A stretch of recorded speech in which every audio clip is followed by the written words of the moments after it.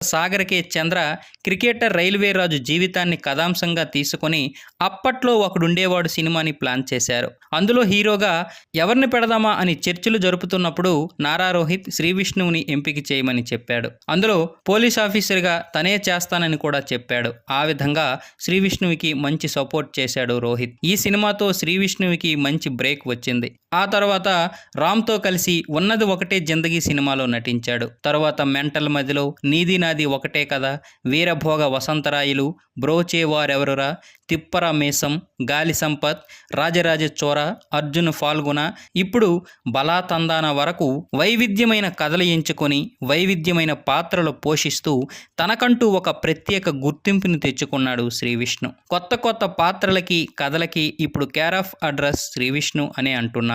అయితే శ్రీ విష్ణు ప్రతిభకి తగ్గ సినిమా రాలేదనేది నా అభిప్రాయం. అలాంటి సినిమా రావాలని